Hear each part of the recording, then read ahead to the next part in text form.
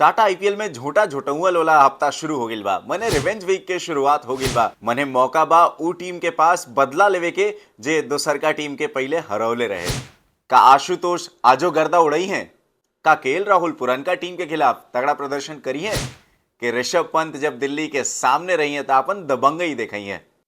Mitchell Starc आवेश खान दोनों आमने सामने रही जाता एक यॉर्कर गिना के तो एकदम बूफे लग जाई। इस सब विषय में बात हुई इस वीडियो के अंत तक देखें। है रनदारी तो सबके भाएला जब रन मशीन मैदान में रहेला। माही भैया जब मैदान में आवेलन तो गेंदबाज लोग के टीडीएस काट देवेला। टाटा आईपीएल 2025 ई गाड़ी आगिल बा मैच नंबर 40 पर। रिवेंज वीक के शुरुआत हो गिल बा। मने एकदम बदला वाला वार देखे के मिली। एक दिने लखनऊ सुपर जायंट्स के टीम, दोसर का दिने दिल्ली कैपिटल्स के टीम। मने आमतौर पर कहल जाओ तो केएल राहुल पहले लखनऊ में रहन, ऋषभ पंत दिल्ली में रहन। अब दोनों जना के अदला बदली हो गई बा। अब पॉइंट्स टेबल में दिल्ली कैपिटल्स एकदम ऊपर बढ़ रहा बा। अब रउआ सबके तो याद हुई कि जब यह सीजन दोनों टीम आपस में भिड़ रही सा तब फिर केएल राहुल मैच में ना रहन। अब आगिल बढ़े, अब मजा आई, अब गर्दा उड़ी। लखनऊ में केएल राहुल अपन भौकाली देखई है।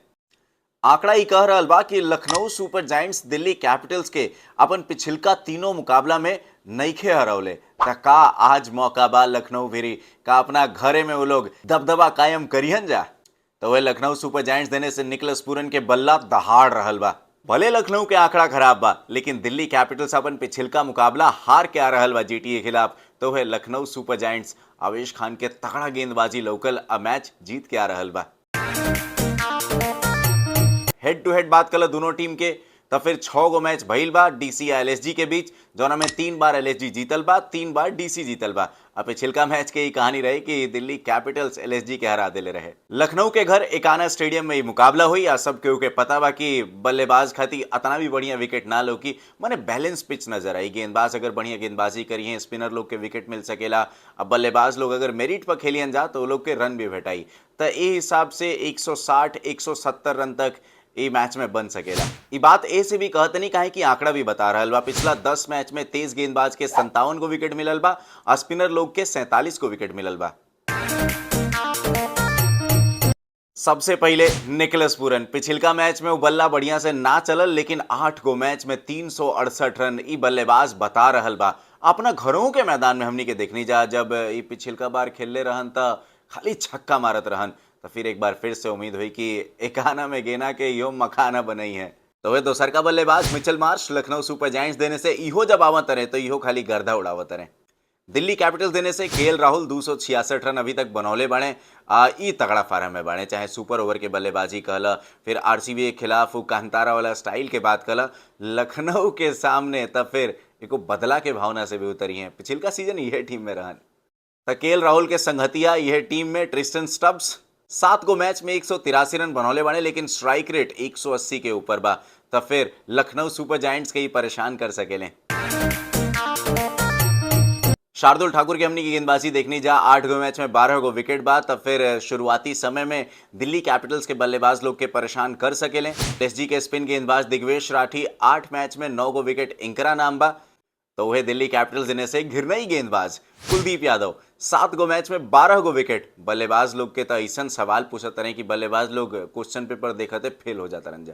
आ साथ दिल्ली कैपिटल्स के रफ्तार के जादूगर यॉर्कर स्पेशलिस्ट मिचेल स्टार्क एंकरों से बच के रहे कि पड़ी लखनऊ सुपर जायंट्स के 7 गो मैच में 10 गो विकेट इहो ले बने ये सीजन।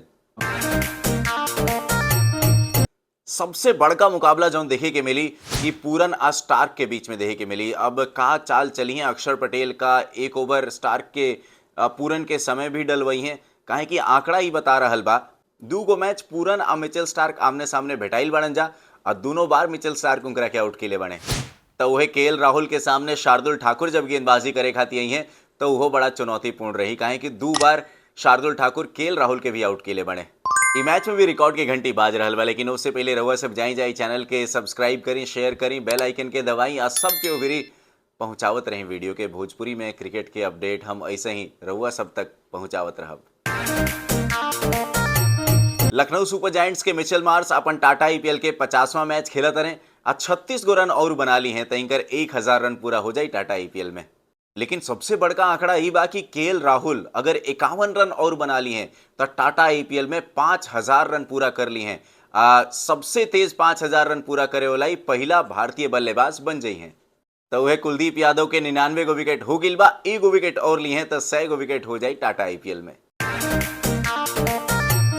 ई मैच में हमार जीत के प्रेडिक्शन कह रहल बा लखनऊ सुपर जायंट्स के टीम जीती ये मुकाबला। अब रउआ सब बताई जा का एलएसजी के टीम अपन पिछिलका हार के बदला ले पाई कि का राहुल के क्लास एलएसजी के कर दी सत्यानाश। कमेंट करके जरूर बताई जा।